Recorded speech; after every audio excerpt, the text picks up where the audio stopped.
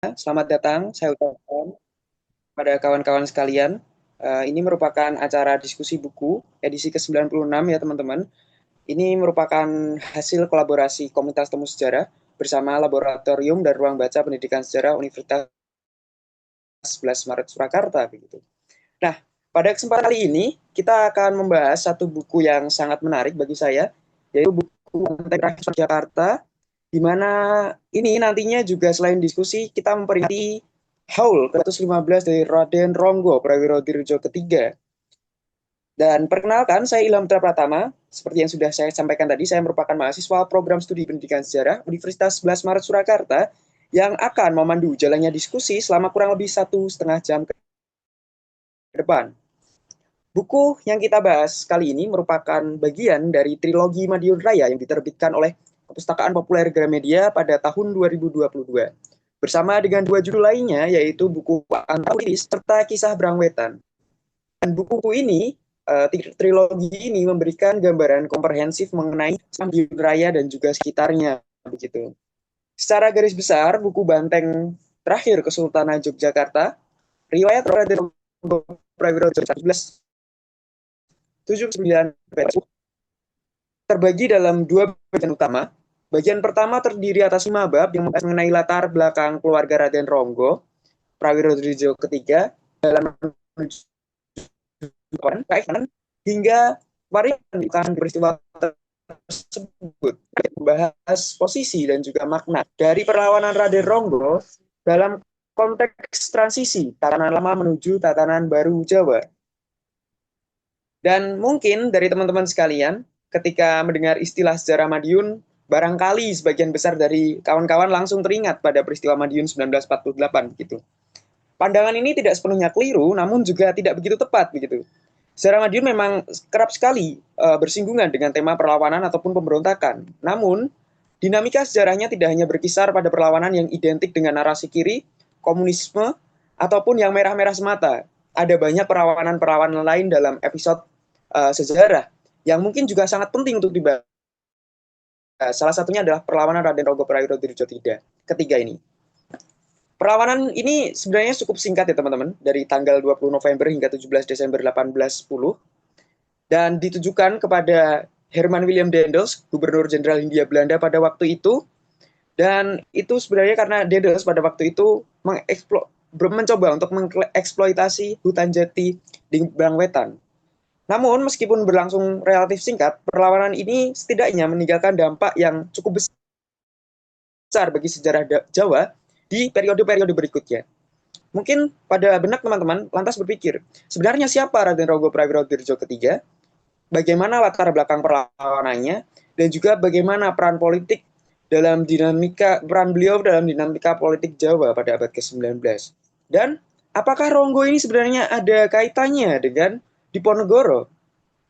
Karena dalam salah satu naskah babatnya Diponegoro ini mengatakan Yogyakarta Westan ono bantengipun malih. Setelah ini untuk mendeskripsikan Raden Ronggo atau setelah gugurnya Raden Ronggo. Atau yang dalam tanda lain itu mengungkapkan bahwa Yogyakarta sudah kehilangan bantengnya atau kehilangan pelindung atau pejuangnya. Lantas apa sebenarnya simbol banteng di sini itu? Nah, untuk menjawab pertanyaan-pertanyaan tersebut, malam ini kita telah menghadirkan dua narasumber yang sangat mendalami Raden Ronggo. Yang pertama, Prof. Peter Carey. Selamat malam, Prof. Ya, selamat malam. Gimana Pak Peter ini mungkin sudah tidak asing lagi bagi kawan-kawan sekalian. Beliau merupakan sejarawan, sekaligus juga pernah menjadi pengajar sebagai adjunct profesor di FIB UI dan juga fellow emeritus di Trinity College Oxford. Dan juga salah satu magnum opusnya yang mungkin teman-teman sudah tahu adalah The Power of Prophecy atau dalam bahasa Indonesia Kuasa Ramalan yang diterbitkan oleh KPG juga di tahun 2012. Dan narasumber kedua, Mas Aklis, mungkin belum dapat hadir. Nanti seiring berjalannya waktu akan hadir juga. Merupakan penulis dari buku Banteng Terakhir Kesultanan Yogyakarta ini bersama dengan Prof. Peter Carey juga. Dan beliau merupakan kakak tingkat kami di Universitas 11 Maret Surakarta, S1 dan juga S2-nya di program studi pendidikan sejarah. Sekaligus juga beliau adalah pegiat kesejarahan di Madiun hari ini dan juga ada kesibukan lain sebagai dosen di program studi Sejarah Peradaban Islam di UIN Kiai Ageng Basyari Ponorogo. Dan teman-teman, untuk mempersingkat waktu, rangkaian acara diskusi pada malam hari ini mungkin akan diawali nanti oleh Prof. Peter Carey, dan selanjutnya akan dilanjutkan oleh presentasi dari Mas Aklis, dan nantinya akan ditutup dengan sesi diskusi bersama. Dan tanpa berpanjang lebar lagi, waktu dan tempat saya persilahkan kepada Prof. Peter Carey. Monggo, Prof. Oke, terima kasih Sugeng Rawu Sedoyo. Ya, sekalian Rumian dan enjoy ya. Ini salah satu kesempatan untuk ada renungan, ada sedikit refleksi apa sebenarnya maknanya dari Radhanonggo untuk Madiun dan untuk sejarah Jawa dan untuk sejarah nasional ya. Dia belum menjadi pahlawan nasional, tapi dia adalah seorang yang cukup kunci di dalam perseteruan antara satu arus kolonialisme baru yang diwakili oleh Daendels, Mariscal Daendels, dan diteruskan oleh Raffles, dan pada akhirnya memicu perang Jawa di bawah Belanda, rezim Belanda, Hindia Belanda yang dipulihkan 1816. Dan awal dari perseteruan, awal dari satu pembangkangan, awal dari orang yang bilang tidak adalah Radhanonggo yang pada waktu itu masih muda sekali. Dia lahir kira-kira 1779 dan dia adalah keturunan dari satu trah yang cukup penting sekali ya. Kita pikir bahwa Mangkubumi pernah mendirikan Jogja dan dia dengan Sripaya, dengan Prangyanti berhasil untuk bisa ada tanda tangan Gyanti, perjanjian Gyanti yang membedakan Jawa Tengah Selatan antara Solo dan Jogja. Tapi sebenarnya tidak mungkin bahwa Mangkubumi akan go kalau dia tidak didukung oleh dua keluarga yang cukup terkemuka. Salah satu keluarga adalah di Monjonegoro Kulon, salah satu adalah di Monjonegoro Wetan. Di Kulon ada keluarga Yudanegara dari Banyumas yang membuahkan hampir semua kecuali satu dari Pati, Perdana Menteri dari Jogja, dari pendirian dari negara 1756 Februari, Dwi Naga Roso Tunggal, sampai ya jabatan dari Pati ditiadakan pada Juli 45 oleh Sultan Hamengkubuwono ke-9. Jadi ini salah satu tiang negara, ya, tiang negara dari Monjonegoro Kulon. Tiang negara dari Monjonegoro Wetan ya berasal dari Sokowati, ya, dari Sragen, dari keluarga dari Wiro Sentiko yang adalah panglima, salah satu panglima kunci untuk Mangkubumi. Ya, dia menjadi panglima besar dari tentara dan pasca Gyanti, pasca perang Gyanti dan Jogja didirikan, dia ambil alih Madiun dari salah satu petugas dari Kartosuro dulu, ya, yang sebenarnya tidak memberi salah satu tindakan yang mulia sebab dia punya luka-luka di belakang. Jadi artinya bahwa waktu dia disuruh untuk memberantas salah satu pemberontakan, dia larikan diri. Jadi pada tahun 1760, Wiro Sentiko, Gaguduk dari Sokowati, the Hammer of Sokowati, menjadi Bupati Wodono dari Madiun dan mendirikan salah satu trah di Madiun yang cukup langgeng ya, sebab ada dia punya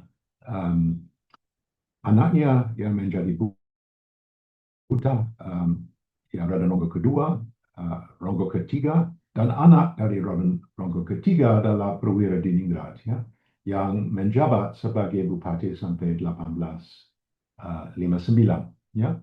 Jadi ini adalah salah satu sekutu, salah satu tiang negara dari Montenegoro Wetan, dari Sragen Sukawati, yang ditugaskan secara militer dan secara administratif untuk mengawasi semua wilayah dari Montenegoro Wetan.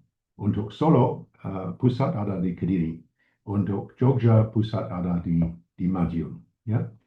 Jadi ini didirikan salah satu trust yang sangat sangat penting sekali dan sangat dihargai dan menjadi anak emas dari Sultan-Sultan Jogja diawali dengan Mangkubumi. Dan Mangkubumi pernah memberi salah satu perjanjian kepada dia punya panglima, Wiranusantiko, Ronggo pertama, bahwa seumpamanya dia akan melindungi 7 generasi dari Trah, dan walaupun ada seorang pengganti yang mungkin membuat onar atau membuat sesuatu yang salah, dia selalu akan diampuni, ya, dia selalu akan diberi ampun. Dan ini adalah realitas. Di Madiun, di areal dari Wonosari, di areal utara dari Madiun didirikan salah satu kadipaten, salah satu areal pusat administratif dan pusat wisma resmi dari Bupati Wodono, dan ini berjalan sampai wafat dari Ronggo pertama pada 1786, ya. Dan dia digantikan oleh anaknya sendiri, Perwira Dejo II, yang punya masalah, sebab dia punya masalah kesehatan, dan seperti Gus Dur menjadi presiden, dia menjadi buta, ya. Jadi agak susah bagi dia untuk diteruskan dengan tugas administratif dan militer. Dan dia mundurkan diri, dia disebutkan Bupati Dongkol atau Bupati Wodono Dongkol, artinya bahwa dia diberhentikan lebih dini, lebih awal, dan digantikan oleh dia punya anak sendiri, Ronggo ketiga, yang pada waktu itu masih sangat muda sekali. Dia lahir 79 dan ayah mundurkan diri kira-kira 1795. Dan pada waktu itu Ronggo adalah seorang panji, seorang punakawan, seorang teman dekat dengan Raja Putra Nalendra yang menjadi Hamengkubuwono kedua, dan dia adalah di dalam lingkup dari orang-orang yang dipercaya di dalam keraton dan menjadi seorang punakawan resmi dari raja. Jadi waktu ayah mundurkan diri, Ronggo ketiga yang masih belia, waktu itu baru 16-17 tahun, naik sebagai bupati. Dan ada banyak desas-desus bahwa sebenarnya Ronggo muda adalah seorang yang sedikit brengsek, sedikit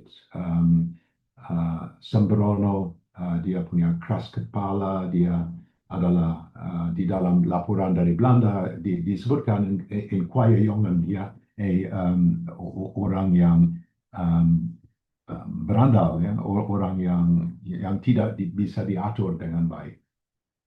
Tapi lambat laun laporan yang agak brengsek itu digantikan dengan salah satu laporan dari Residen Jogja yang jauh lebih positif, ya. Pada 1803 Ronggo ketiga ambil keputusan untuk pindah pusat administrasi dari Wonosari di areal barat dari Kali Madiun ke Mauspati, ya. Dan Mauspati yang sekarang sudah diambil alih oleh Iswayudi waktu zaman Jepang, waktu ada bandara besar, ya, yang didirikan, dan semua ya arsitektur dan semua arkeologi dari pusat yang didirikan oleh Ronggo ketiga sekarang sudah ada di wilayah Auri. Ini jadi pusat, ya, pusat baru Mauspati, dan pusat baru yang sangat ya sangat anggun, sangat banyak orang yang pergi ke Madiun pada waktu itu bilang bahwa itu semacam keraton kecil, dan memang di atas jalan besar yang mau ke Madiun ada salah satu desa namanya Keraton, ada desa yang namanya Kemasan, ada beberapa desa yang kita bisa melacak bahwa ini adalah areal dari inti dari salah satu pusat administratif yang milik keraton kecil. Dan keraton kecil itu dilindungi dari area dari Jawa Tengah Selatan dengan salah satu gunung yang masif, itu Gunung Lawu. Ya. Jadi untuk pergi ke Madiun dari Jogja memakan waktu kira-kira 3 hari, ya, tidak gampang, dan harus melalui ya, di Ngawi, harus nyebrang Bengawan, cukup alot, ya, dan pada waktu musim seperti sekarang banyak hujan, susah untuk berjalan darat, jauh lebih gampang berjalan yang melalui Bengawan. Ya. Jadi ini adalah realitas 1803, dan 1803 Mauspati menjadi pusat, dan pada waktu itu Ronggo sama dengan dua rekan lain, Pati dan Reja kedua dan Panglima dari Jogja, Sumeningrat, yang sial itu di tangan Inggris, dan lebih sial lagi di tangan Habib Lutfi, yang klaim bahwa dia orang Arab, bukan orang Mataram Islam.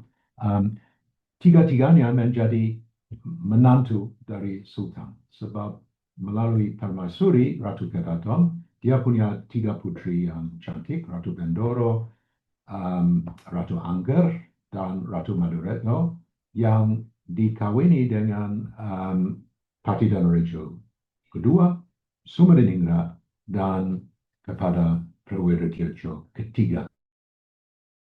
Ya, jadi dia ya kena durian runtuh, ya. Dia naik sebagai masih muda sekali, 17 tahun, lebih muda dari semua yang mungkin kumpul malam ini di sini. Sudah menjadi Bupati Wadono di atas banyak bupati-bupati, yang mungkin ada 18 bupati di areal dari Madiun Raya, dan semua tunduk kepada beliau. Dan juga dia kena durian runtuh sebab dia punya salah satu pasangan hidup yang seorang princess, ratu, ya, seorang lahir dari Permaisuri, dan dari 3 perkawinan itu, Ratu Angger untuk Danorejo, Ratu Bendoro untuk Sumeningrat, dan Ratu Maduretno untuk Ronggo, kelihatan bahwa kisah Romeo dan Juliet lebih melengket kepada yang ketiga, ya. Jadi mereka bukan hanya pasangan politik, bukan hanya pasangan dinastik dan ya seperti arranged marriage, tapi betul-betul suka satu sama lain. Ya, so it's a marriage made in heaven. Jadi ini adalah realitas 1803. Ya, 03 sudah lahir Prawira Diningrat yang akan menggantikan dan akan menjabat dari 1822 sama dengan seorang rekan, Prawira Sentiko, Bupati Tunggu, lantas dari 1826 sampai 1859 sebagai Bupati Tunggal. Ya. Jadi ini ya pada awal dari abad 19 semua kelihatan cukup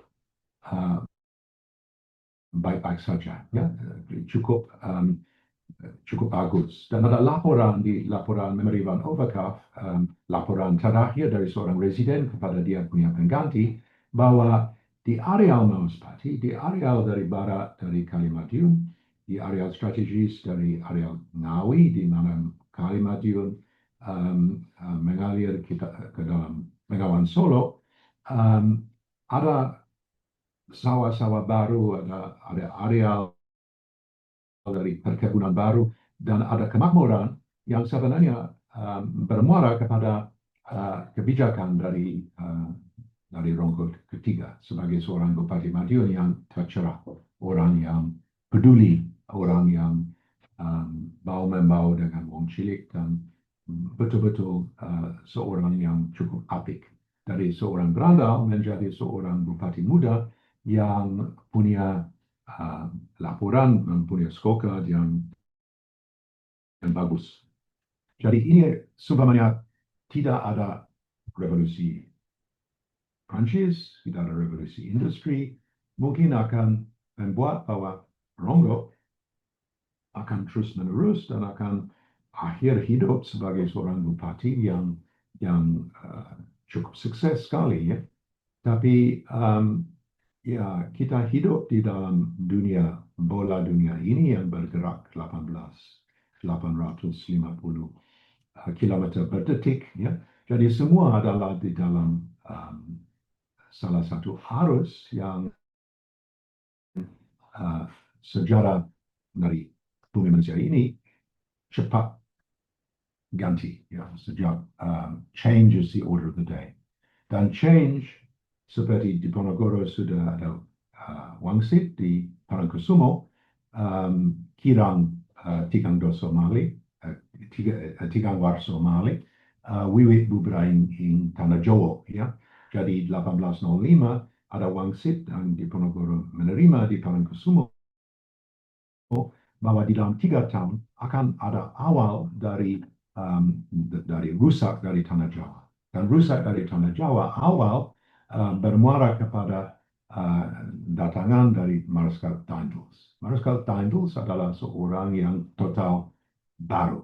Dia adalah seorang perwira militer, diangkat bukan oleh Napoleon, tapi oleh adik Napoleon, Louis Napoleon, yang menjadi raja dari Belanda, sebagai Marskal van Holland, bukan Marskal van Prancis. Dan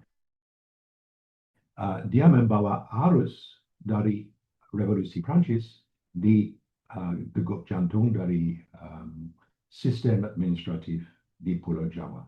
Waktu saya pertama kali merenungkan apa yang saya akan membuat sebagai disertasi, Daendels adalah sosok sejarah yang saya memilih, ya, dan didorong oleh profesor saya Jack Gallagher untuk memilih Daendels. Dan hanya waktu saya di Cornell sedang siapkan disertasi itu, saya ada salah satu kesempatan untuk bertemu secara lahiriah dan gaib dengan Diponegoro, dan saya mengalihkan dari Daendels ke Diponegoro.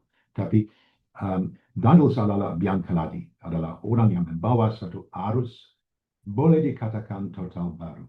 Dan arus total baru bermuara kepada semua lini dari hidup, ya. Hidup adalah bahwa sekarang bupati, camat, wadono, lurah harus pakai seragam militer, ya. Mereka adalah pangkat. Kalau ada bupati letkol, kalau ada wadono mungkin mayor atau kapten, kalau ada lurah letnan, dan unsur militer, kemiliteran dimasukkan oleh Daendels melalui seragam. Kita sekarang lihat seorang Ahok atau Jokowi sebagai gubernur Jakarta, mereka pakai seragam, dan seragam itu adalah warisan dari Daendels. Dan juga ada salah satu penggantian yang radikal bagi orang Jawa, bahwa tidak lagi siapa bapakmu, siapa kakekmu, siapa keluargamu, ya. Saya lahir sebagai seorang bangsawan dari Skotlandia Timur, ya. Sekarang tidak peduli. Sesudah revolusi Prancis ada semacam nasionalisasi dari status dan dari pangkat, dari martabat. Martabat sekarang dinilai dengan bagaimana sukses kamu sebagai seorang PNS yang mengabdi kepada pemerintah yang notabene tidak lagi di tangan seorang raja republik, ya. Jadi it's called the nationalization of honor, nasionalisasi dari martabat di dalam lingkup dari satu kepemerintahan baru. dan status tidak lagi lahir, tidak lagi bangsawanan, tapi sekarang acquired status. Saya mengakui status sebagai seorang yang mengabdi kepada negara, atau sebagai militer, atau sebagai sivil, ya, administratif atau tentara, ya. Dan ini membuat salah satu babak layar total baru di dalam masyarakat dan dunia Eropa. Dan itu dibawa ke Jawa oleh Daendels yang juga membuat infrastruktur Posveg dari Anyar sampai Panarukan. Dia membuat PT Pindad di Surabaya, salah satu tempat untuk mencetak bedil dan amunisi. Ya, macam-macam, ada macam-macam revolusi yang dibawa. Tapi juga bagi Daendels, dia harus mentiadakan pusat-pusat militer di Jawa. Pada awalnya di Cirebon dengan Bagus Ranggin, belakangan di Banten yang ditiadakan pada 1808, tapi juga Jogja menjadi sasaran. Dia tahu bahwa Sultan Jogja punya salah satu instansi militer yang besar, ada 10.000 pasukan yang tetap dan ada 30.000 yang bisa dipanggil sebagai pasukan yang dipanggil untuk menjadi sukarelawan, dan dia mau menghapus Jogja sebagai gembong militer Tonglesiu, yang bisa menghadang dan bisa membuat susah pemerintah kolonial. Dan di tengah ini, Ronggo yang muda, yang sukses sebagai Bupati di Madiun, yang sukses sebagai seorang yang bisa meraih salah satu pasangan hidup yang dia sangat cintai dan sangat layak, dan dia punya banyak anak. Salah satu anak yang bukan dari Permaisuri, dari Selir, Sentok Prawira Dirjo, yang lahir pada 1808, yang belakangan akan menjadi panglima besar untuk Diponegoro waktu masih 17 tahun. Ini dia menjadi sasaran dari Daendels. Daendels lihat bahwa Sultan kedua adalah seorang labil, bukan seorang yang betul-betul pendirian yang kuat, ya. Tapi dia didampingi oleh beberapa penasihat, oleh beberapa tiang negara seperti Sumadiningrat sebagai panglima, Ronggo sebagai Bupati Bodono dan semua wilayah Madiun, dan Montenegoro Wetan yang kaya, dan juga Notokusumo yang belakangan akan diangkat oleh Raffles sebagai Paku Alam, yang menghadang dan menghalangi rencana dari pemerintah kolonial untuk menjinakkan Jogja. Jadi dia sering dipanggil ke Semarang untuk nonton tontonan militer Daendels, ada rallies, ada review, ada semacam parade dari tentara kolonial yang sekarang 17.000 yang dinaikkan oleh Daendels. Dan pada akhirnya Daendels meminta bahwa Paku Alam diasingkan, dan juga Ronggo harus datang ke Bogor, ya, untuk lapor di Bogor. Dan kita tahu itu bahwa lapor di Bogor itu seperti Munir di atas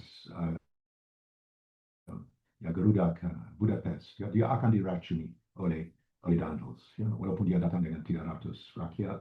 Ini salah satu death sentence, ya. Jadi waktu Daendels mulai Januari 1808 datang ke Jogja secara resmi dengan state visit, ujung dari Juli 1809 dan awal dari Agustus, pada ujungnya minta bawa beberapa pentolan di dalam keraton disingkirkan, dan Ronggo pada awalnya harus lapor ke Bogor, ada salah satu ya situasi yang sebenarnya Ronggo tidak dilindungi oleh dia punya daulat tuanku di dalam dia punya sultan, ya. Sultan kedua menyiapkan Daniels, ya, dan memberi petunjuk kepada Ronggo bahwa harus tunduk kepada apa yang dimintai oleh Daniels, ya. Sebenarnya Ronggo dikhianati dua kali, ya. Pertama oleh Sultan kedua kali oleh Pemda Madiun yang kong kali kong dengan Gajah Mada untuk membuat salah satu buku yang sebenarnya tidak layak, ya. Tapi itu nanti kita bahas, ya.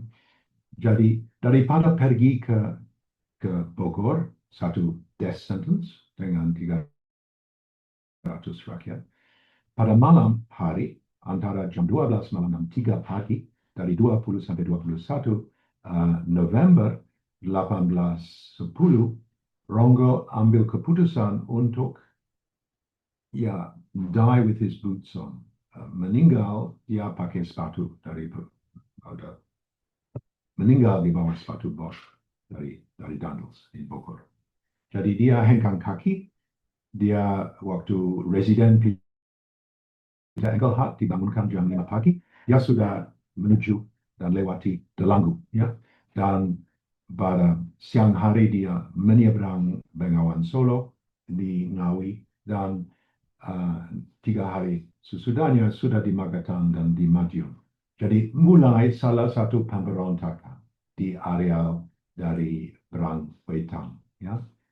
Dia punya sekutu Bupati Panolan, seorang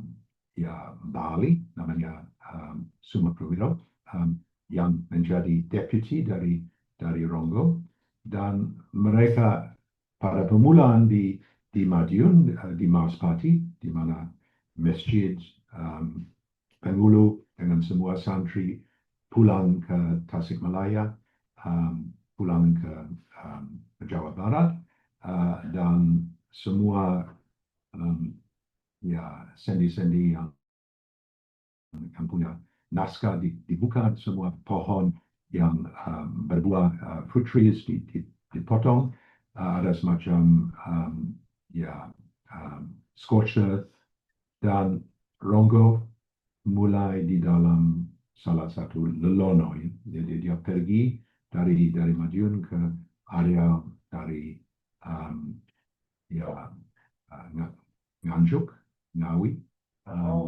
dan pergi di tepi Bengawan Solo, dan pada akhirnya dia dikepung di tepi Bengawan Solo oleh salah satu pasukan gerak cepat di bawah komando dari Sais dari Sultan kedua, seorang Lukas Leberfeld, seorang Selsang Jerman yang punya pengalaman perang di Eropa, dan dia bisa mengepung Ronggo dengan dia punya deputi Bupati Panola, Sumaprawiro, dan juga dia punya 17 rakyat. Yang menarik di dalam sejarah dari Ronggo adalah bahwa waktu dia membangkang, dia hengkang kaki dari Jogja, dia melayangkan surat-surat kepada dia punya pendukung di Berangwetan. Dia juga mengumumkan bahwa pemberontakan adalah untuk melindungi orang Tionghoa dan orang Jawa terhadap Belanda, terhadap depredasi dari Belanda. Depredasi dari Belanda adalah bahwa mereka mau meringkus, mau ambil hampir semua aset-aset dari hutan jati di areal Berangwetan untuk keperluan dari Fort Lodewijk di dalam Selat Madura, untuk membuat galang kapal di Rembang, untuk membuat fregat dan lain-lain. Ya, jadi ini adalah satu perseteruan yang sedikit seperti Sumatera, waktu ya semua areal hutan berlindung dibabat habis oleh orang-orang konyol pada Orde Baru dan sekarang sesudah reformasi. Ini sama sejarah di Berangwetan waktu awal dari pemberontakan dari Ronggo. Jadi Ronggo punya salah satu panutan. Panutan menarik adalah bahwa dia bilang tidak. Dia tahu bahwa dia tidak akan sukses, dia tidak akan ada salah satu sejarah yang menguntungkan, pun beliau sendiri, pun keluarga, pun dia punya kerabat, tapi tetap dia nekat. Dan salah satu pendorong adalah bahwa sedikit sebelum pemberontakan, istri tercinta meninggal dengan mendadak secara Pontianak, ya. Dia meninggal sesudah sudah lahir pada 9 November 1809, ya. Jadi setahun sebelum pemberontakan, Ronggo kesulitan dan kesulitan menduka yang mendalam sekali. Sekarang semua orang Madiun bisa lihat di areal dari Cakrawala, dari gunung-gunung di Korangkareng, dan bisa melacak Gunung Bancak. Dan Gunung Bancak dibuat oleh Ronggo sebagai imogiri lokal, yang Giri Purno, ya untuk dia punya pemakaman yang patut untuk seorang permaisuri, seorang Ratu Madaretno, yang dia dimakamkan di atas bukit yang sangat menonjol. Jadi setiap pagi dia pergi untuk lihat ke area selatan, dia bisa menikmati Gunung Bancak. Ya. Jadi ini adalah ya di dalam sumbangan ini Shakespeare, ada Romeo dan Juliet, ada Henry V, ada King Lear, ada banyak unsur-unsur tragis, unsur heroik, unsur yang seperti putus asa. Tapi dengan pemberontakan Ronggo memberi salah satu panutan. Dan panutan ini ada dampak kepada dua sosok yang cukup berbobot di dalam sejarah Jawa dan Indonesia. Pertama, Diponegoro, kedua, Sultan ke-9. Diponegoro sebab waktu Ronggo dibabat habis oleh laskar dari Lukas Leberfeld di tepi Begawan Solo, kepala dipengkal dan jasad dimandikan di dalam Begawan Solo dan diikat di dalam kaftan putih. Dia dibawa pulang dengan deputi yang juga tewas dan kepala dipengkal, dan ditontonkan, ditanggurakan di dalam satu keranda yang terbuka. Ya. Dan di keranda terbuka di atas alun-alun utara, paling utara, dekat jalan ke Kalma, itu ditontonkan oleh Diponegoro Muda. Ya. Jadi ini adalah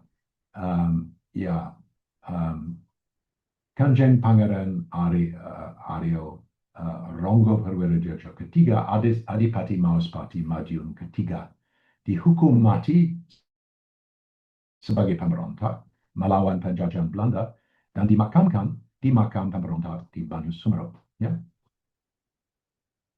Dinyatakan oleh saya, Sri Sultan Hamengkubuwono ke-9, sebagai pejuang perintis melawan Belanda pada tahun 1957.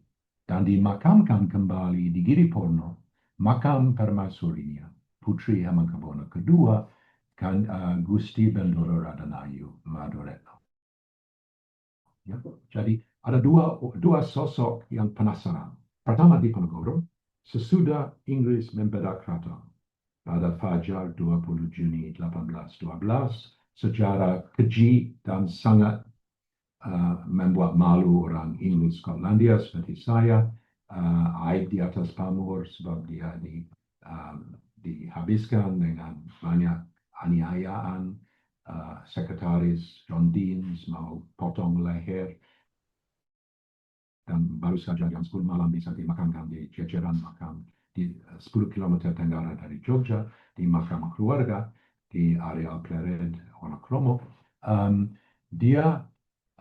Diponegoro disuruh oleh ayah Hamengkubuwono ketiga untuk melamar kepada janda dari Sumediningrat, Ratu Bendoro, dan masuk ke dalam keraton diiringi ya ada dua nyai keparak yang tua yang membawa beliau ke Putren untuk bertemu dengan Ratu Bendoro dan ada semacam arranged marriage dia dengan dia. Pun Diponegoro pun Ratu Bendoro tidak mau. Dan waktu Diponegoro sedang berjalan ke Keputren dengan dikawal oleh dua nyai keparat, dia menoleh ke kiri sebentar dan dia lihat di dalam Gapuro, sosok di Gapuro, salah satu sosok dari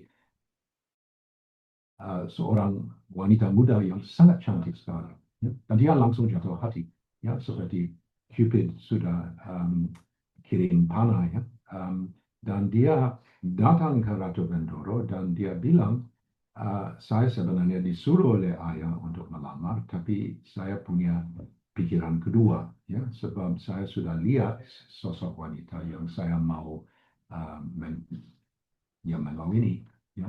Dan sosok wanita itu adalah anak yatim satu dari Ronggo, namanya Radenayu Madaretno. Mereka menikah pada tahun 1814, and the rest is history. Ya, Ronggo menjadi walaupun sudah tiada, sudah almarhum, menjadi ayah mertua dari Diponegoro. Dia menjadi roh dan jiwa untuk pemberontakan dan bilang tidak Diponegoro kepada kolonialisme, ya. Dan dia menjadi seorang yang dia idam-idamkan. Ya, Saichele Raden Ronggo inggi negara Ngayu juga, boten Banteng pun Mali. Ya. Sesudah Ronggo tidak ada, negara Jogja seperti tidak ada Banteng lagi. Ya. Jadi ini adalah di dalam bab Diponegoro, di dalam autobiografi Diponegoro sendiri, kita bisa melihat bagaimana begitu dekat seorang Diponegoro dengan Ronggo, dan waktu Sri Sultan Hamengkubuwono kedua, ke-9, dia seperti meralat apa yang pengkhianatan dari Sultan kedua yang kirim beberapa pasukan untuk melacak di Berangwetan Ronggo, yang ambil keputusan untuk memindahkan Layong yang dikebumikan di dalam Banyu Sumerep, tempat pengkhianat untuk Mataram Islam, dan dipindahkan ke areal Gunung Bancak. Dipindahkan dengan banyak kejadian gaib. Dia jatuh dari keranda dan hanya kerabat dari Ronggo. Dia disemayamkan di dalam Masjid Taman di Madiun waktu sedang dalam perjalanan, dan waktu sudah ada di Gunung Bancak ada banyak kejadian yang terjadi. Mohon maaf, Prof. Peter, menyela waktunya sebentar, mohon maaf. Mengingat nanti ini diskusi kita terbatas, mungkin untuk Ronggo bisa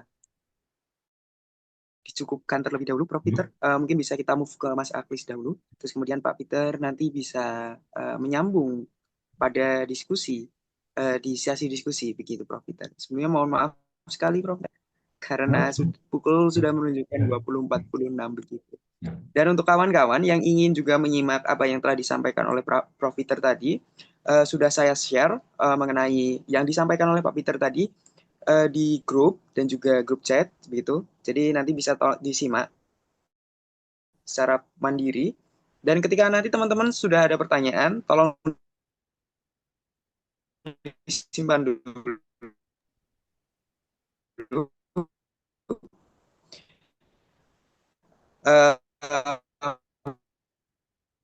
Mas Aklis dulu nanti akan menyampaikan materi. Sekali lagi kepada Prof. Peter yang telah beserta terah keluarganya dan juga implikasi dari perlawanan Raden Ronggo ini pasca untuk mengobarkan Perang Jawa begitu.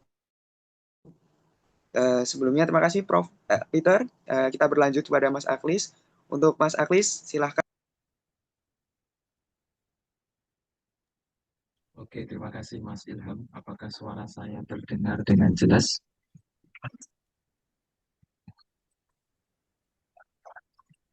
Selamat malam semuanya, teman-teman yang hadir di via Zoom. Sugeng Dalu, Profesor Peter Carey. Mohon maaf, saya telat join karena ada agenda tahlil di tempat rumahnya Mbah, sehingga saya menyimak apa yang telah panjenengan sampaikan. Suara lebih apa ya, lebih banyak beliau menjelaskan panjang lebar terkait Raden Ronggo Prabu Dirjo III. Terima kasih juga terhadap penyelenggara yang telah menyelenggarakan agenda diskusi malam ini. Ya, Aku dengung mungkin pakai earphone atau gimana? Mungkin tadi suaranya jelas, Kak. suaranya kurang jelas. Iya. Iya, kurang jelas ya. Oke, mungkin pelan-pelan ya, atau karena terkendala sinyal ya. Oke. Pada malam hari ini saya tidak akan menjelaskan panjang ya, mungkin dari sebagian besar yang hadir, apakah ada yang sudah membaca buku Banteng Terakhir?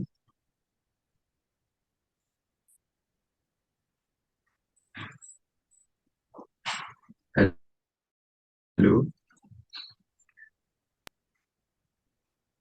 Ya, Mas. Sudah membaca? Sudah ada yang membaca ya?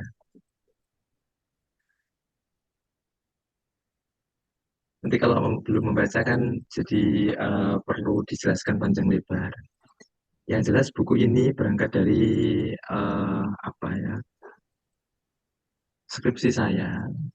Tahun 2016 saya masih ingat ketemu pertama kali dengan Profesor Peter Carey ketika kuliah umum di pendidikan sejarah, jurusan pendidikan sejarah, Fakultas Keguruan Ilmu Pendidikan UNS. Ketika itu saya masih studi di sana. Dan beliau menjelaskan terkait Diponegoro dan jejaring Madiun, khususnya dengan Raden Ronggo Prabu III. Nah, saya berpikir bagaimana Profesor Peter Carey ini yang notabene orang Monco ya, orang bukan berasal dari Indonesia, namun beliau lebih paham dan fasih berbicara terkait sejarah Indonesia, khususnya sejarah Jawa, terkhusus lagi di Ponorogo, dan lagi lebih spesifik lagi terhadap tokoh Raden Ronggo Prabu Dirjo III yang berasal dari Madiun. Nah, saya pribadi orang Madiun, lahir di Madiun, besar di Madiun, dan sekarang juga masih tinggal di Madiun. Ini merasa terpanggil dan merasa apa ya, bagaimana saya bisa menggali sejarah leluhur saya, pendahulu saya di Madiun itu sendiri. Nah, ini saya coba konsultasi, belajar, diskusi terhadap kepada Profesor Peter Carey untuk melanjutkan ini. Nah, sebenarnya buku ini buku lama, sekarang sudah terbitan ke cetakan yang ketiga ya. Cetakan yang ketiga diterbitkan oleh KPG. Pertama saya coba untuk share screen ya. Ini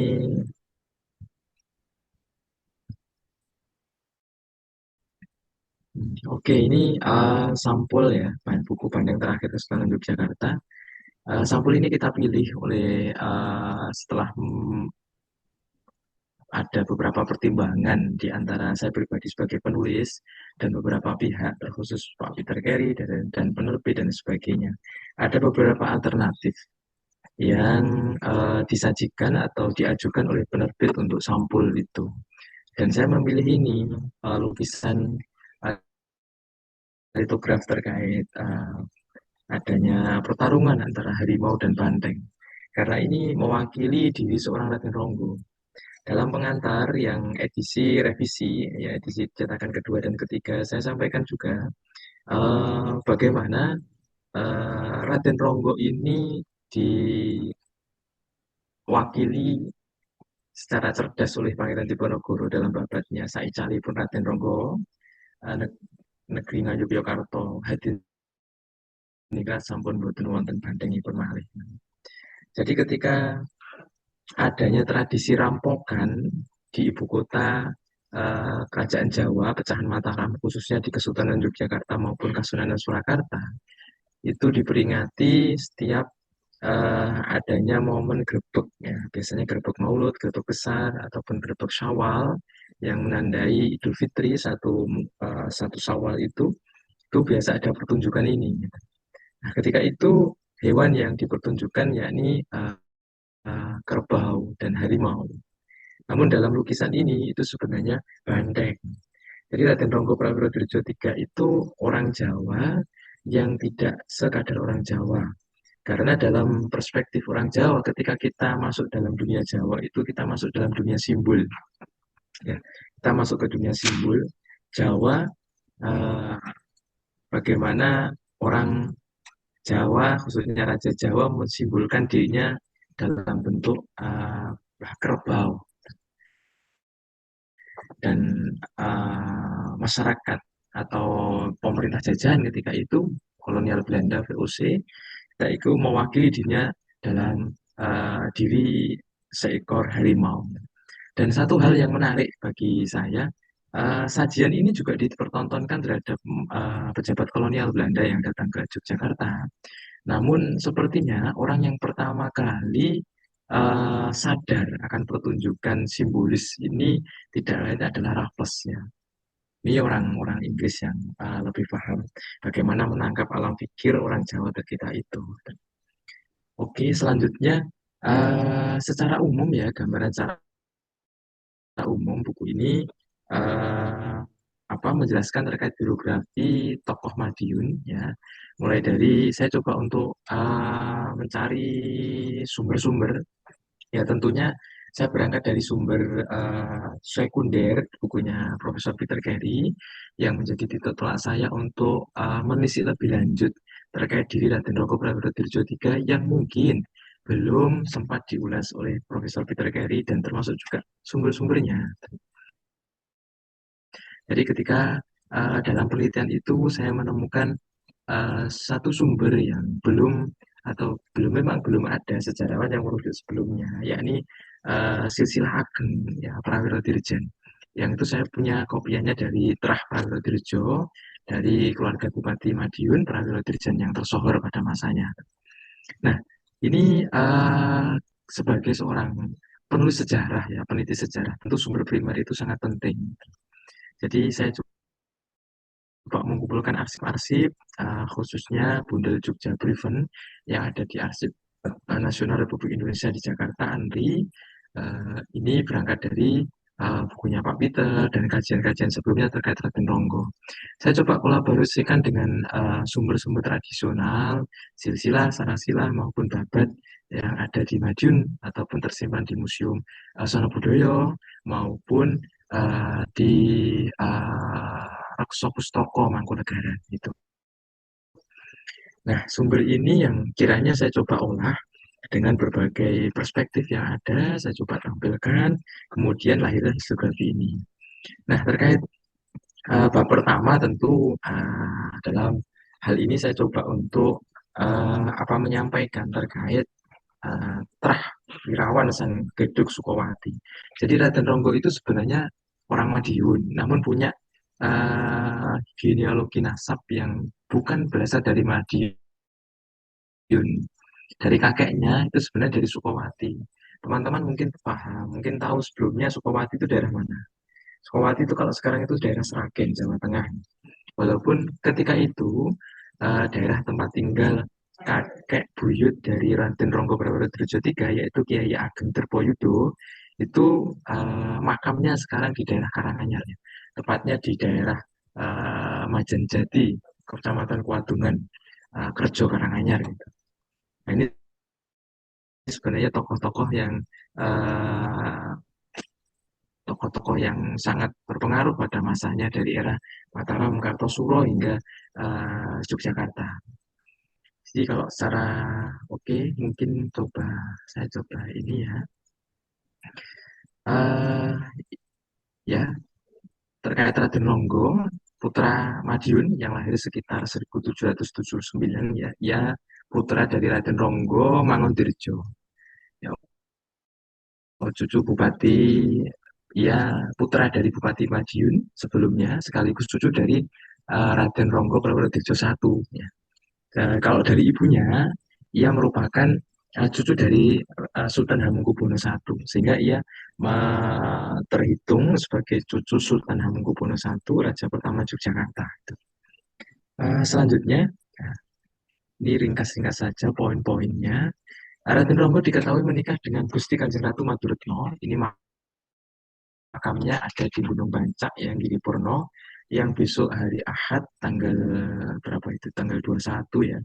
Itu rencana nanti ada haulnya ke 215 karena ia wafat tahun 1810 ya. Ini makam dari Raden Ronggo Prawoto III di Gunung Bancak, Komplek Astana Giripurno. Nah, kiranya leluhur yang Wiroyudo dan kedudukan penting yang dimilikinya ya, kelak banyak mewarnai perjalanan hidup seorang Raden Ronggo. Ia diangkat di usia muda sebagai Bupati Madiun dan wafat di usia yang sangat muda, 31 tahun. Jadi kita bisa membayangkan seorang bupati tersohor pada masanya di wilayah Madiun Raya, ya di usia yang sangat belia, sekitar usia kepala 20-an ya, usia 20-an sudah diangkat sebagai bupati. Sehingga bagaimana seorang jiwa-jiwa muda, ego-ego muda itu sangat berpengaruh terhadap khas kepemimpinan dari Raden Ronggo Prawoto III ini. Nah, ia juga dikenal sebagai banteng terakhir yang saya sebutkan tadi, sebagai banteng terakhir ya Kesultanan Yogyakarta. Nah, ia memerintah melakukan perlawanannya sekitar akhir November, 21 November 1810 sampai 17 Desember hari wafatnya 1810. Karena memang ini kenapa bisa perlawanan yang sangat singkat ini memberikan efek yang besar sebagai embrio perlawanan terhadap kolonialisme Belanda. Karena tidak lain, ia punya hubungan dekat dengan seorang tokoh yang disebut Pak Peter tadi, ya ini adalah Diponegoro. Bagaimana Diponegoro ialah menantu dari Raden Ronggo Prawoto III ini. Sehingga bagaimanapun sepak terjang dari sang mertua ini mengilhami seorang Diponegoro untuk melakukan perlawanan yang lebih besar terhadap kolonialisme Belanda ketika itu. Yang jelas latar belakang Raden Ronggo melakukan perlawanan itu jelas karena kolonialisme Belanda. Ketika 1810 otomatis ini sudah pemerintahan Belanda ya, kerajaan Belanda. Sebelumnya tentu sekitar 31 Desember 1799 ya, itu VOC bangkrut sehingga diambil alih oleh Belanda. Jelas ini Raden Ronggo melakukan perlawanan sebagai bentuk protes terhadap kolonialisme Belanda yang semakin masuk ya ke dalam jantung kerajaan Jawa, sekaligus jantung kebudayaan Jawa ketika itu. Ya, ini ada perubahan sistem administrasi negara dengan sistem eksploitasi kolonial baru yang memberikan keuntungan besar bagi negara induk ya, termasuk perubahan praktek feodal seremonial di keraton dan membatasi kekuasaan penguasa pribumi pada urusan-urusan tertentu. Jadi ketika ada gubernur jenderal berkunjung ke Keraton Yogyakarta itu, gubernur jenderal ingin duduk sejajar dengan raja. Dan ini ditentang keras oleh Raden Ronggo Prawoto III, bagaimanapun ini pelecehan terhadap martabat bangsa Jawa. Ini yang salah satu yang sangat diprotes oleh Raden Ronggo Prawoto III. Dan Raden Prawoto III ini pernah mencegat rombongan Dokar atau Delman yang dikendarai oleh pejabat kolonial Belanda ketika itu, dan Raden Ronggo sangat bisa memotong jalan dari kereta yang sedang berjalan dari pejabat kolonial Belanda. Ini yang bagi saya jiwa-jiwa muda Raden Ronggo Prawoto III yang cukup kentara ketika itu. Dan bisa dipahami yang jelas ketika Belanda ya ingin masuk lebih lanjut, salah satunya ingin mengeksploitasi ya hutan-hutan jati di wilayah pesisir sekaligus wilayah pedalaman. Karena ketika itu hutan jati di wilayah pedalaman sudah banyak digunakan untuk pembangunan kapal-kapal besar dan kemudian pelabuhan-pelabuhan Belanda di pesisir pantai utara Jawa, sehingga Belanda coba untuk melirik ya untuk hutan-hutan jati di wilayah Monconegoro Wetan, wilayah pedalaman, khususnya di wilayah Raden Ronggo. Karena kualitas pohon jati di wilayah pesisir itu tentu berbeda dengan kualitas pohon jati di wilayah pedalaman. Karena bagaimanapun pohon jati di wilayah pesisir itu lebih banyak menyerap air laut ya dengan kadar garam yang tinggi, sehingga ini mengakibatkan pohon jati itu tidak bisa bertahan lama, seperti halnya pohon jati di wilayah pedalaman yang tidak banyak menyerap kadar garam yang lebih tinggi gitu. Ini yang bagi saya lebih menjadi fokus ya. Selanjutnya yang ini yang menjadi pembeda dari perlawanan Raden Ronggo itu ia mengajak perlawanan terhadap masyarakat bumi putra sekaligus timur asing. Ia bukan tipikal pemimpin yang underestimate kemudian mendiskriminasi the others ataupun menganggap orang Cina atau Tionghoa itu sebagai wong liong atau sebagai musuh yang ini hal nanti konstelasi politik ini berbeda ketika era Perang Jawa ya tentunya dengan konteks yang berbeda. Yang Perang Jawa pecah di wilayah Ngawi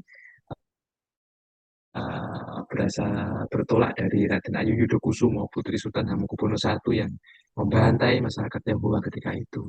Nah, Raden Ronggo rupanya perbedaan ini tidak etnis perbedaan di sini tidak menutup Raden Ronggo untuk mengajak masyarakat Tionghoa untuk melakukan perlawanan terhadap kolonialisme Belanda. Nah, ini sekitar 12 orang Tionghoa ya, di antara sekitar 100 orang tentara pengiringnya yang masih setia hingga titik darah penghabisan di tepi sekarang, tepi Sungai Bengawan Solo, di Bojonegoro. Oke, lebih singkat lagi, lebih cepat ya. Ini ada persinggungan antara Raden Ronggo Purwodirjo III dengan kaum santri dan karya-karya sastra lama ya. Karena Raden Ronggo juga dikenal sebagai penulis Damar Wulan. Walaupun saya pribadi juga masih menyaksikan ini, karena hal ini ada juga Damar Wulan yang diatribusikan sebagai karya kakeknya, Raden Ronggo Purwodirjo I. Selanjutnya, hubungan dekat dengan banyak guru agama dan haji di wilayah Madiun Ponorogo, ya ini tentu sedikit banyak mengilhami beliau bagaimana hubungannya dengan para bangsawan yang agamawan di wilayah Madiun, khususnya dengan seorang kiai yang berasal dari Pacitan yang dikenal sebagai guru spiritual dari Raden Ronggo, yang makamnya juga ditempatkan di barat makam Raden Ronggo, yakni Raden Kiai Kaliyah, ya, yang berpengaruh besar terhadapnya.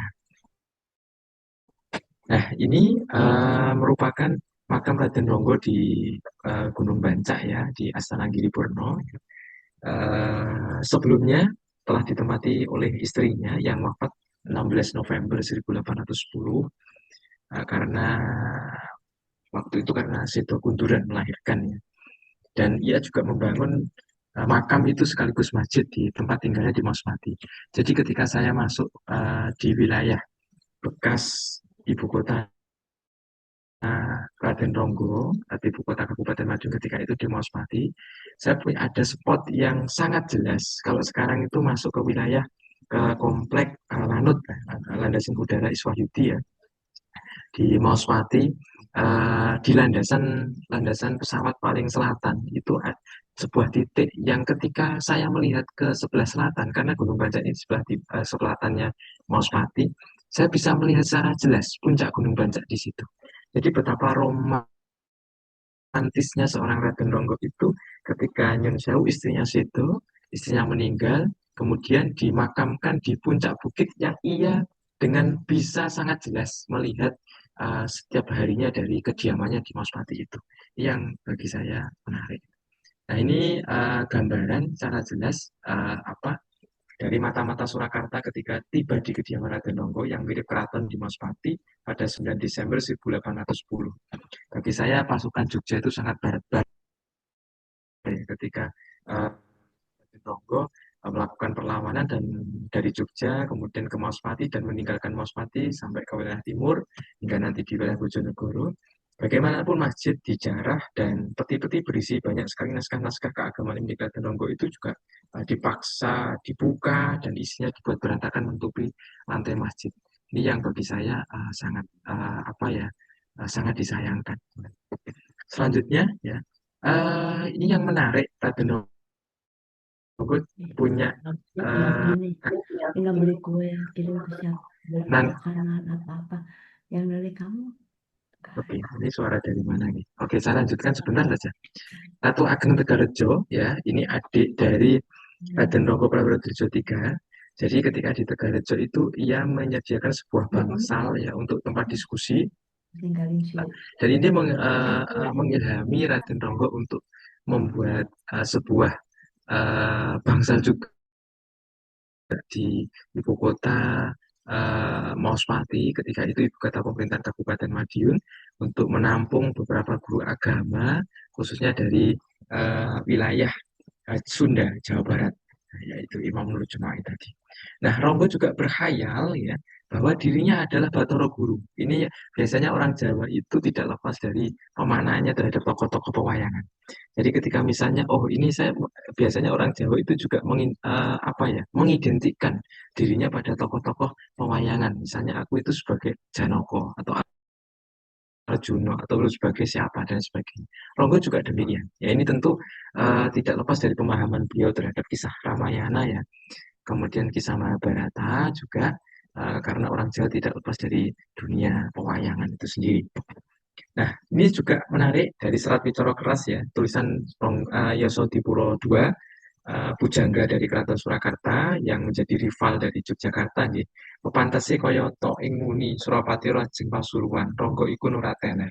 Mung lamun ana bathuk kang kalimis alisi lincip dheweke apeparap Janaka Madiun. Sudu Janaka ngamarta paprandane tan bisa berwiyati lan ora bisa ngilang.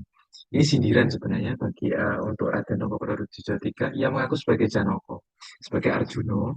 Namun sayangnya dia bukan Janaka Ngamarta. Tandanya apa? Dia tidak bisa terbang dan tidak bisa menghilang. Ini karena ya sepak terjang yang ketika itu nggih, dianggap pemberontakan atau perlawanan Raden Ronggo itu ya alas paling kalah. Ini salah satu bangsawan pujangga Keraton Surakarta sudah underestimate terhadap perlawanan Raden Ronggo.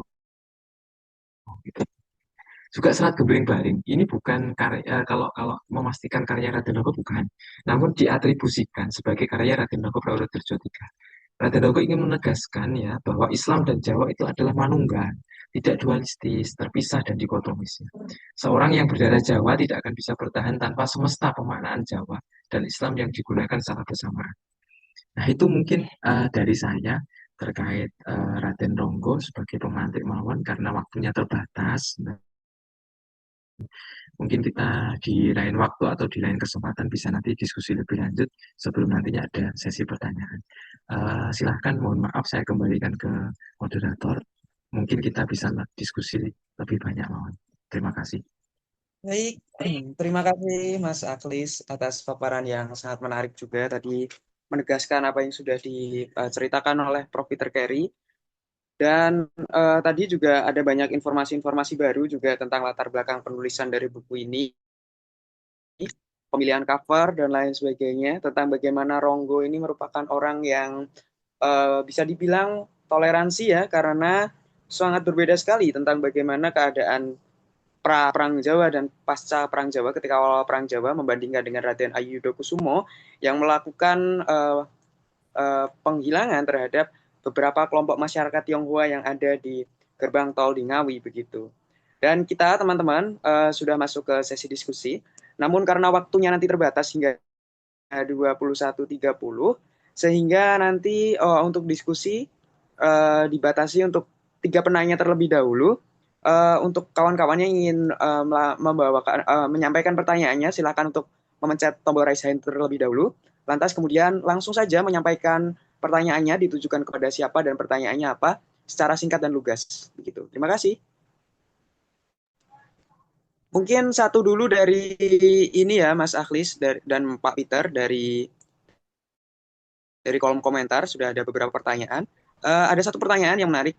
Ini dari Mas Faris.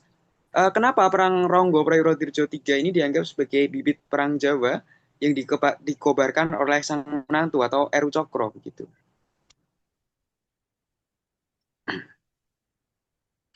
Oke, Mungkin langsung. Pak Peter atau Mas Aklis dulu yang akan menjawab. Ya langsung saja. Oke. Atau Pak Peter monggo. Kalau saya coba mungkin nanti Profesor Peter Carey menambahkan jika apa yang saya sampaikan kurang. Jadi ketika awal ya kolonialisme Belanda pasca VOC bangkrut 1799, ini sebenarnya eh, kalau yang saya tahu mungkin ya belum ada perlawanan yang lebih lanjut, lebih luas, walaupun dalam skup jika dibandingkan dengan Raden Ronggo dengan Pangeran Diponegoro tentu berbeda. Raden Ronggo ini mengawali perlawanan di awal abad ke-19 ya, awal abad ke-19 yang notabene belum ada perlawanan yang cukup signifikan yang dikobarkan oleh bangsawan khususnya dari Kesultanan Yogyakarta. Implikasinya, kenapa disebut sebagai banteng terakhir? Nah, ini sebenarnya sebelum Raden Ronggo Prawirodjojo III itu sebenarnya sudah ada banteng-banteng sebelumnya.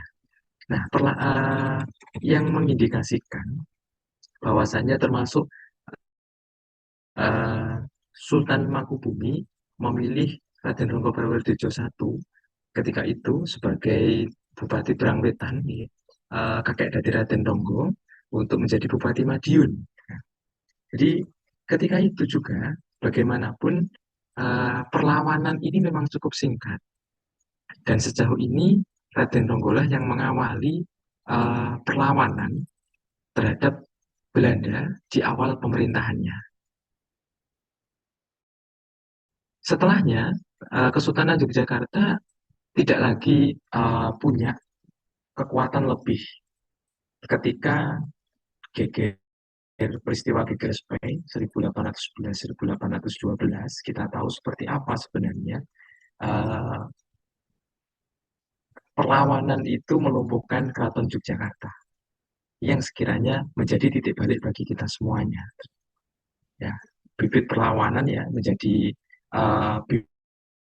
bibit perlawanan dari perang yang lebih luas dari Pangeran Diponegoro dalam Perang Jawa itu sendiri. Mungkin itu singkat dari saya. Kalau ada tambahan dari Profesor Peter Carey, sumonggo. Mungkin Prof. Peter ada tambahan?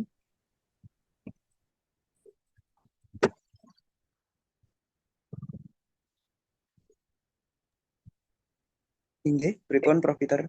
Mohon maaf, belum terdengar suaranya. Yeah, you can hear me? Oh ya, sudah, Prof. Sudah. Ya, saya pikir ini sudah cukup lengkap. Ya, memang ada unsur Ratu Adil di dalam pemberontakan dan aksi dari Raden Ronggo yang saya sudah menerangkan cukup panjang lebar di dalam bab 6 dari Kuasa Ramalan. Ya, jadi mungkin tidak usah menambah banyak di sini. Saya kira itu sudah jelas ya di areal dari tempat di Madiun di mana dinanti-nantikan seorang Ratu Adil akan muncul. Ada beberapa upacara, ada beberapa referensi di dalam babat-babat yang bisa dibaca pada bab 6 dari Kuasa Ramalan dan juga di dalam takdir ya. Jadi mungkin tidak usah panjang lebar di sini. Baik, terima kasih Prof. Peter. Dan ya, untuk silahkan dua penanya yang sudah resen, Mas Jovan dan juga Mas Pradikta Adyuta untuk menyampaikan pertanyaannya dan ditujukan untuk siapa. Silakan Mas Jovan terlebih dahulu mungkin. Selamat malam. Terima kasih sudah mengadakan Zoom meeting ini. Saya mau bertanya terkait tentang uh, kenapa Sultan Hamengkubuwono itu tidak mendukung pemberontakan dari Raden Ronggo sendiri. Terus apa apa apa ada alasan lain? Uh, Kenapa Sultan Hamengkubuwono lebih berpihak kepada Belanda? Itu saja. Pertanyaannya boleh dijawab Mas Akhlis ataupun Prof. Peter Gari. Terima kasih. Baik, terima kasih Mas Jovan. Mungkin langsung saja ke Mas Pradikta untuk pertanyaan selanjutnya untuk mempersingkat waktu.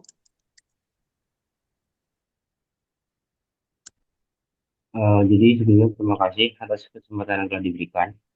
Yang ingin saya tanyakan ini kepada Prof. Peter Carey terkait tentang pemberontakan Raden Ronggo Yes. Prawiro Wirjo. Itu kalau misalkan saya belajar dan juga studi di beberapa mata kuliah itu,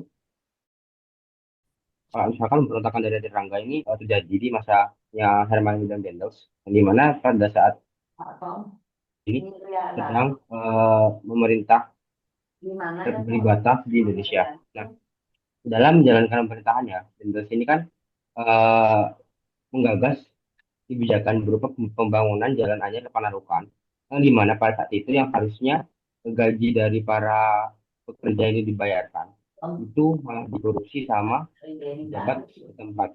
Yang ingin saya tanyakan adalah apakah pemberontakan dari Raden Rangga ini ada kaitannya secara langsung maupun tidak langsung dengan peristiwa tersebut. Terima kasih.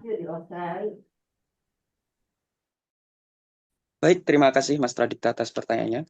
Mungkin saya ulangi lagi, nanti dapat dijawab secara langsung oleh Pak Peter.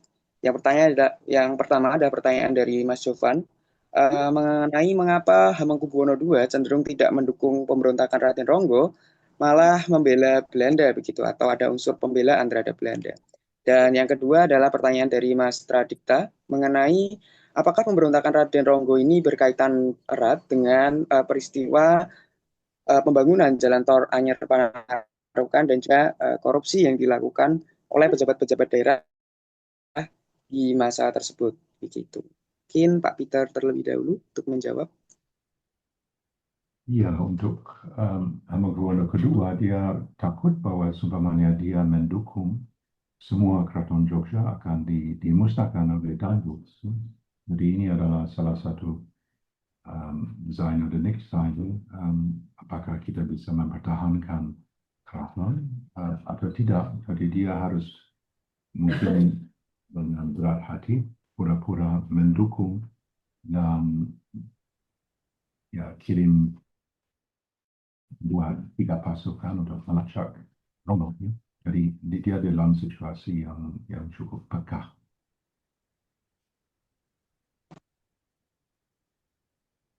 Itu mungkin Mas Aglis ada tambahan? Saya kira cukup ya. Mungkin sedikit ya. Ini posisi yang sulit bagi Sultan Hamengkubuwono Sultan Hamengkubuwono II ketika itu. Bagaimana ia harus berdiri di atas dua kaki di antara dilema untuk mendukung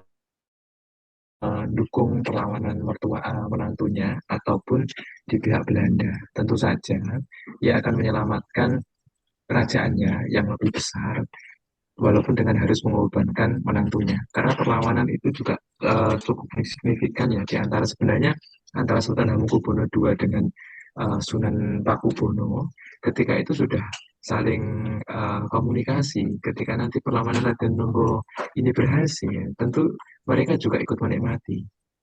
Namun sayangnya, walaupun sudah banyak bangsawan yang sekiranya bakal ya kalah karena memang tidak lama perlawanan itu.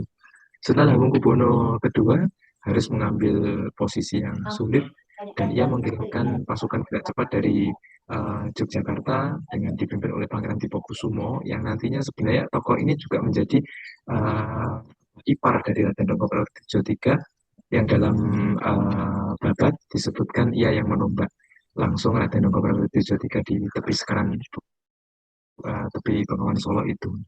Itu posisi yang sulit antara dia mendukung perlawanan menantunya ataupun terhadap kuat terhadap tekanan Belanda ketika itu. Ya, mungkin terima kasih Mas Aglis atas jawabannya dan juga Prof. Peter. Gitu. Mungkin untuk pertanyaan-pertanyaan yang belum terjawab nantinya akan dijawab Pak Peter ataupun Mas Aglis di grup begitu. Mungkin terakhir closing statement dari masing-masing pembicara pada malam hari ini untuk Pak Peter dan Mas Aglis, monggo. Pak Peter terlebih dahulu mungkin untuk closing statement. Ya, saya kira ini salah satu kesempatan yang emas untuk untuk membuat salah satu kajian baru. kita sudah punya buku dari yang sangat bagus sekali dari Mas Aklis. Ya. Ini satu buku rujukan, buku awal. Dan baru saja saya kembali dari Irlandia dengan semua catatan yang saya buat di arsip. Dan ini akan di-upload online dengan AI, itu bisa terjemahkan dari catatan kepada teks. Dan mungkin itu bisa dipakai untuk menulis kembali salah satu tafsiran atau salah satu apresiasi dari zaman Ronggo, dari sosok Ronggo sebagai administrator, bupati, panglima, bagaimana dia punya warisan, dan cara untuk mengulang kembali satu sejarah yang sebenarnya cukup kunci bagi Madiun, sebab ini mengarahkan Madiun di luar abad 20 dan September 1948 kepada salah satu sejarah yang jauh lebih bermakna dan jauh lebih dalam. Ya. Jadi ini saya mengharap bahwa arsip yang sudah dipelajari bisa di revisit, ya, dan bisa menjadi landasan untuk buku-buku baru.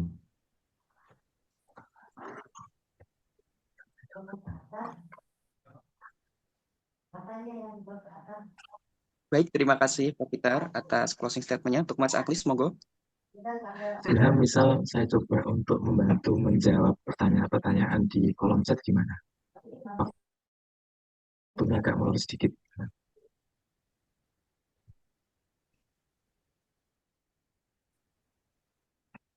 Kok dilanjut Mas Akhlis, jam 10 aja selesai, itu lebih baik.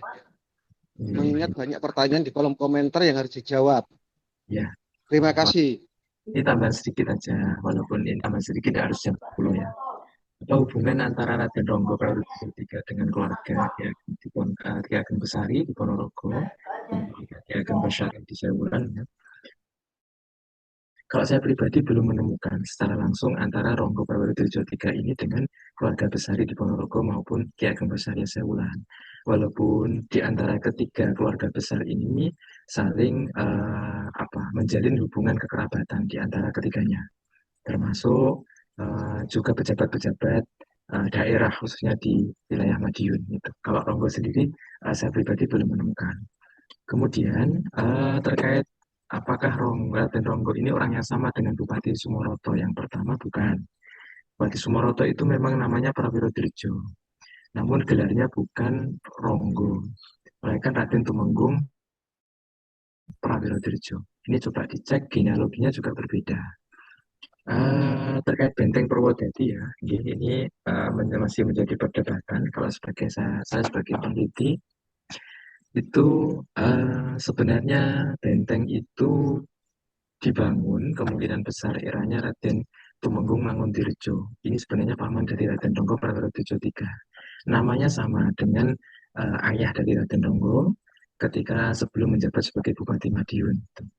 Ya, ini kalau saya pribadi ya berdasarkan penelitian itu bukan Raden Mas Dipokusumo, melainkan Raden Tumenggung dari Manguntirjo, putra dari Raden Ronggo Praworejo pertama.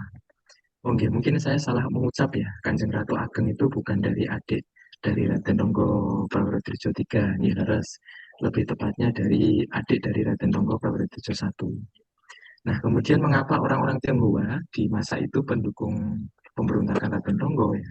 Tentu saja ini ada ikatan jalinan yang yang spesial, yang harmonis di antara keduanya gitu. Jadi antara hubungan dagang termasuk juga bea cukai di jalan tol yang mengharuskan antara bupati itu berhubungan dengan masyarakat Tionghoa ketika itu. Dan tidak sedikit sebenarnya tokoh-tokoh lokal itu meminjam uang kepada kalangan masyarakat Tionghoa. Nah, terkait ini selanjutnya di Kabupaten Tasikmalaya, Jawa Barat ya ada kecamatan bernama Mangkubumi. Saya belum menelisik lebih lanjut. adanya kesamaan ini, namun indikasinya Mangkubumi itu jelaskan gelar-gelar Jawa. Mungkin ada kesamaan ataupun yang dimaksud tokoh yang mungkin berdiaspora ke wilayah Jawa Barat, Mangkubumen atau Mangkubumi, ataupun sebenarnya merujuk pada gelar-gelar tertentu. Selanjutnya, kalau Dipokusumo, oke, ini sebenarnya terkait Dipokusumo sudah banyak sudah ada yang menulis terkait ini. Jadi saya tidak perlu menjelaskan lebih lanjut, bisa dibaca nanti. Ada yang klaim bahwa Dipokusumo itu putra dari Pangeran Diponegoro bin Habib III ataupun Dipokusumo yang lain. Sebenarnya ada tulisan yang bisa membahas itu. Mungkin itu Mas Ilham, cukup dari saya dan bisa ditutup untuk diskusi.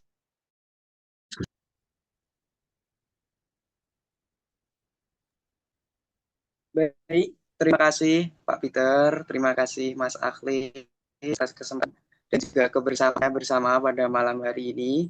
Sebelumnya mohon maaf sekali karena keterbatasan waktu. Tadi ada beberapa pertanyaan juga yang masih belum terjawab. Juga saya secara khusus mohon maaf kepada Prof. Peter Carey karena mungkin tadi ada ketidaksopanan karena menyela waktunya di awal ketika presentasi begitu. Mohon maaf bila kurang berkenan begitu. Untuk Mas Akhlis juga saya berterima kasih banyak karena telah memaparkan hasil kajiannya. Dan mungkin untuk kawan-kawan semua saya juga mengucapkan terima kasih karena telah bergabung di kesempatan pada malam hari ini. Semoga apa yang telah kita lakukan malam hari ini memberikan manfaat bagi kita sendiri, juga bagi orang-orang sekitar, khususnya juga bagi untuk kawan-kawan yang dari Madiun begitu. Dan semoga dari diskusi ini juga muncul karya-karya baru mengenai kesejarahan, sejarah lokal, khususnya di Madiun juga begitu. Dan teman-teman mungkin juga bisa menulis juga tentang ketokohan dari daerahnya masing-masing. Mungkin sekian dari saya. Terima kasih kepada semua yang telah hadir. Ada kurang lebihnya saya pribadi mewakili temu sejarah dan juga laboratorium dan ruang baca pendidikan sejarah Universitas 11 Maret mengucapkan mohon maaf dan sekian. Terima kasih begitu. Baik, terima kasih Kak Ilham. Mungkin sebelum ditutup Zoom-nya kita foto bareng dulu ya teman-teman. Boleh yang mau open cam? Kita akan screenshot dulu. Oke, saya tunggu ya sebentar. Oke, baik, terima kasih. Masih ada yang mau open cam? Oke, kita foto dulu ya. Baik, 1, 2, 3. Oke, ini ada 4 slide, jadi kita pindah ke slide kedua ya.